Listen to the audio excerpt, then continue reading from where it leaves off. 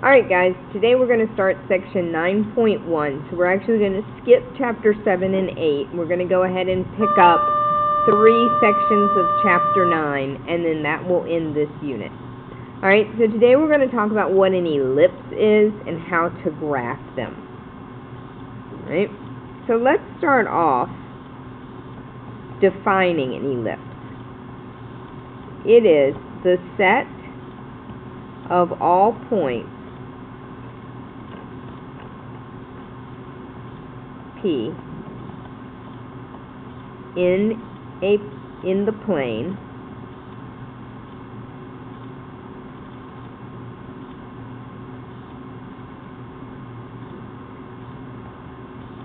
the sum of whose distances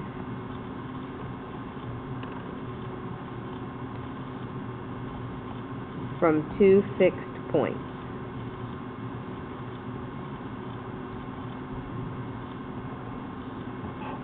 F1 and F2 is constant.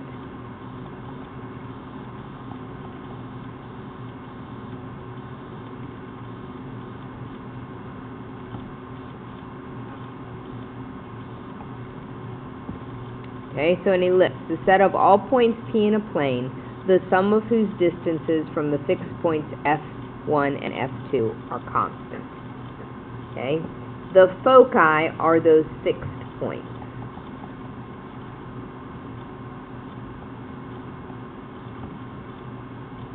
And the center is the midpoint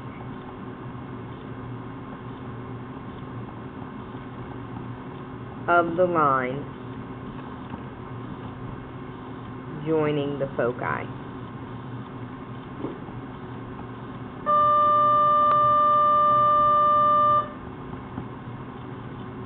Okay? Now, your ellipses are going to look two ways. First of all, an ellipse, just so you know, is kind of like, go back to its definition. An ellipse is an elongated circle. So think of it as a circle that you kind of sat on. You squished it. Okay? So there can be two types of ellipses. One that's going to be stretched. It'd be easier if I just show it to you. Okay? So that's one type of ellipse. Okay, let's label a few things. This is now called its major axis.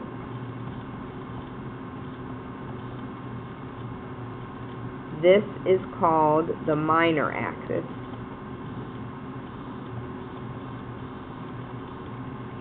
The foci are going to be inside. So these are the foci.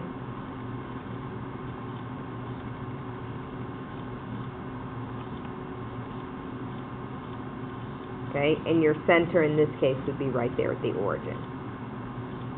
Okay, the equation of this particular ellipse, when your major axis is horizontal, looks like this. X squared over A squared plus Y squared over B squared equals 1. Okay, so this is when the major axis is horizontal.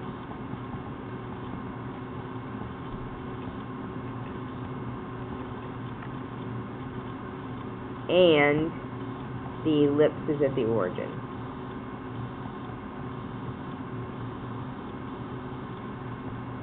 Okay, so that's your formula. So let's talk about what it's going to look like when the major axis is vertical. Okay. So this time, let's say that your ellipse is elongated along that vertical axis.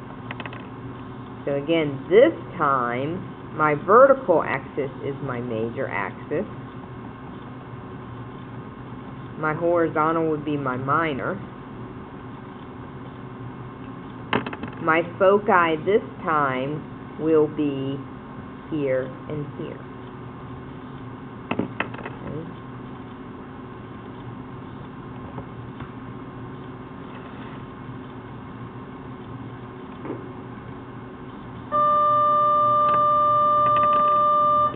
its formula, it's still going to lead with x squared. However, instead of a, you'll put b first.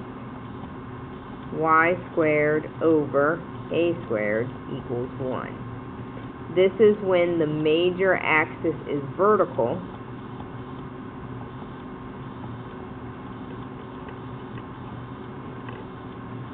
and the ellipse is at the origin.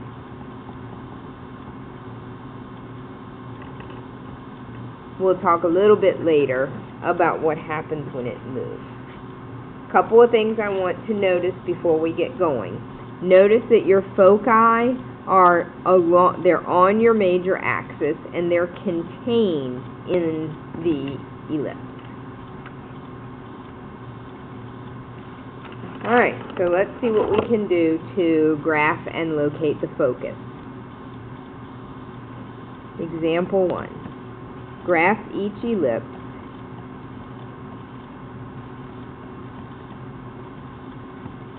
identify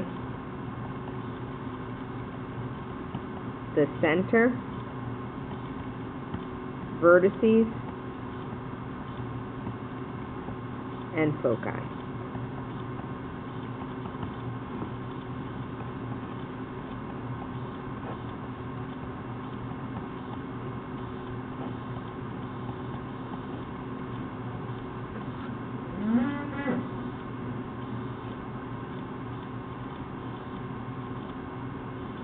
Okay, first thing, I need to make sure that this is equal to 1. If it's not equal to 1, I'm stuck. But in this case it is, so life is good. So, I'm going to ask you to do a few things. The first thing I want you to do is identify the center. Then I would like you to identify the vertices.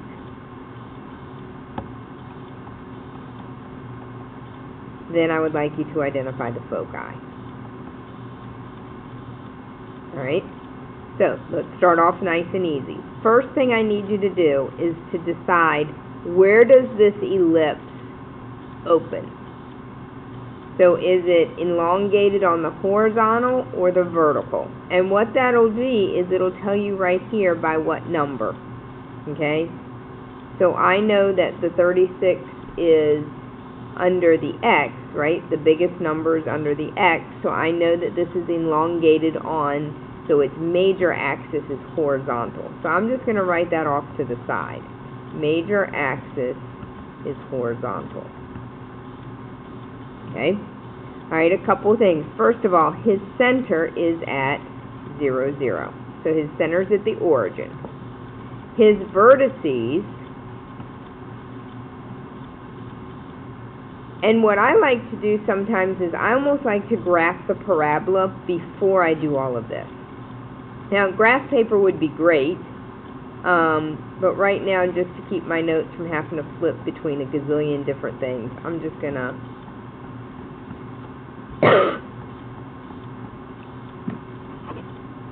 So, do you agree that this is my long axis? So I'm going to go 1, 2, 3, 4, 5, 6. I took the square root of 36 and 6. And now I'm going to take the square root of 9. So I'm going to go up 3 and down 3. So my ellipse looks like this. So these are my vertices. Okay? These guys are important to help me draw them, but they're not my vertices. My vertices, like my foci, are going to be on my major axis. So my vertice is negative 6, 0, and 6, 0. Now, to find your foci,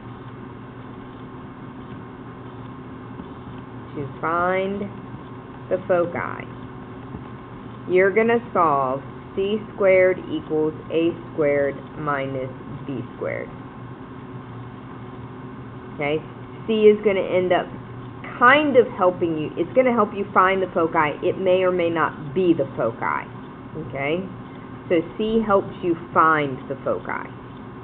Alright, so I know C squared is equal to A is 36, or A squared is 36, right? That came from right here. Minus B squared, which was 9. And so I get C squared is equal to 27. So I take the square root of both sides. So I get C is equal to, now make sure you clean up 27. So 27 breaks down to what? 3 and 9, and 9 breaks down to 3 and 3. So I end up getting 3 square roots of 3.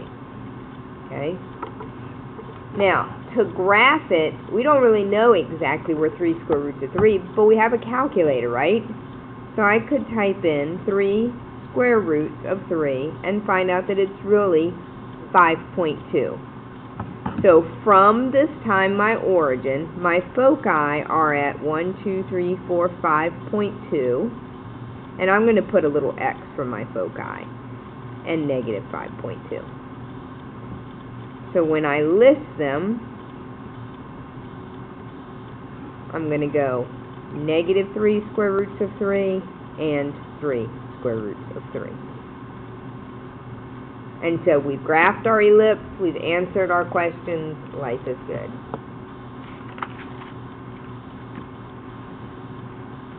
Alright, let's try another one. Alright, number 2, same thing. 16x squared plus 9y squared equals 144. So I still want you to give me the center, the vertices, the foci, graph it.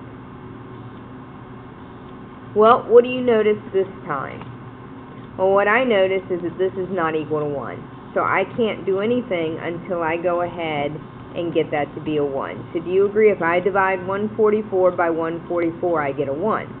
But whatever I do to one side of an equation, I have to do to every part of the equation. Alright? So now if you need to, you can either reduce this or you could use your calculator. So 16 over 144, math enter, and I get 1/9. So I could write that as x squared over 9 plus y squared over 16 equals 1. Alright, now it's good to go. This time, looking at my numbers, do you see that 16 is larger than 9? Therefore, my ellipse major axis is vertical.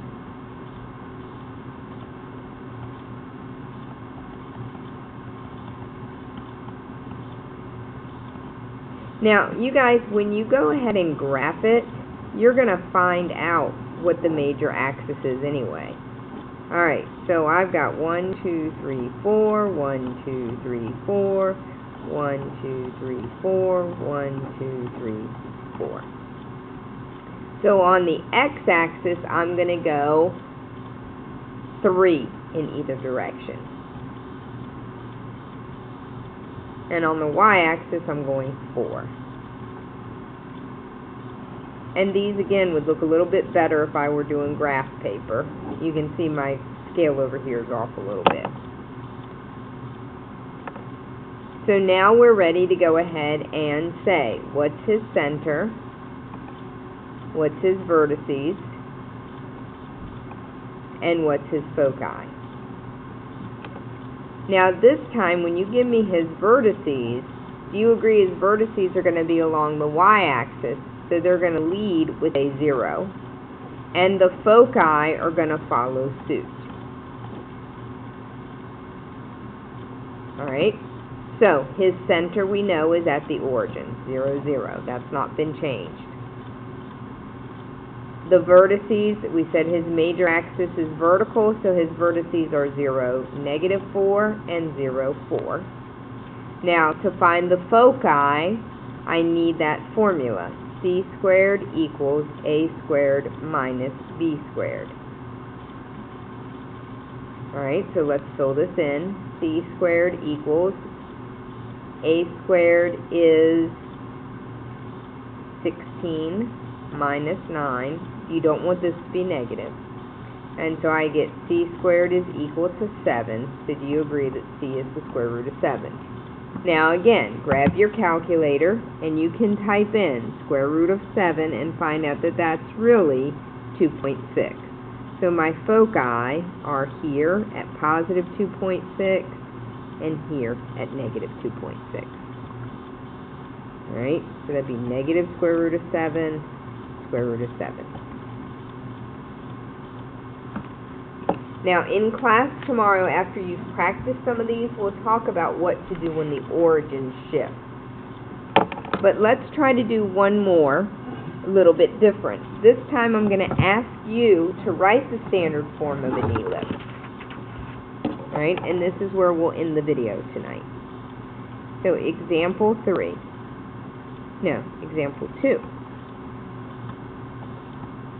Write the standard form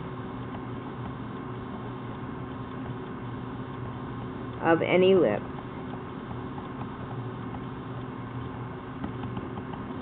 with foci at -2, 0, and 2, 0, with vertices at -3, 0, and 3, 0. So write the standard form of an ellipse with foci at -2, 0, and 2, 0, and vertices at -3 and 3. Alright? Again, I always like to start off with a graph. I just think these things are so much easier if you guys would just take the time to graph them.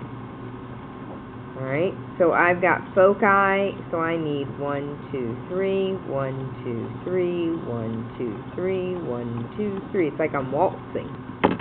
Alright, so my vertices are at -3, 0, and 3, 0. My foci are at -2, 0, and 2, 0.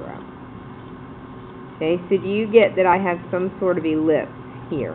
So my major axis is horizontal, which means my large number will go under the x. Alright, so I have x squared over something plus y squared over something equals 1. Now I already know what this is, because isn't this distance here, this 3, isn't that a? So do you agree that 3 squared would go here? The question is what goes over here. And for that, I do remember that the formula to help me find the foci is c squared equals a squared minus b squared. Well, this time, guess what? I know c. C is 2. So 2 squared, I know a. A is 3 minus b squared. So I get 4 is equal to 9 minus b squared. Bring that 9 over, I get -5 is equal to -b squared. So do you agree that b squared is 5? So b is the square root of 5. But do I even need b? I mean, if you want to now finish your graph, sure. All I really know is that I need b squared.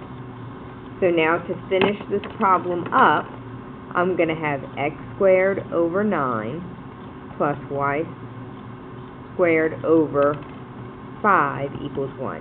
We need to go back for a minute, guys. B is the square root of 5. B squared is 5. Which makes sense. Again, 9 is my larger number, and he's along the x-axis, which gives me.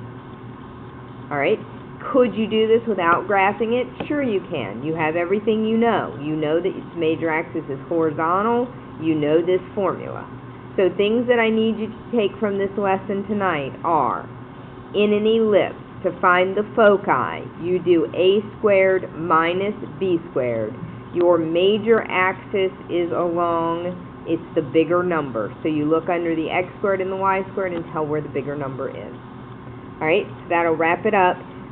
Make sure that you practice at least. I'm only going to give you one practice problem tonight. Go ahead and practice it so you're ready to hit the ground running in class tomorrow. And we'll talk about what happens when we shift our origin.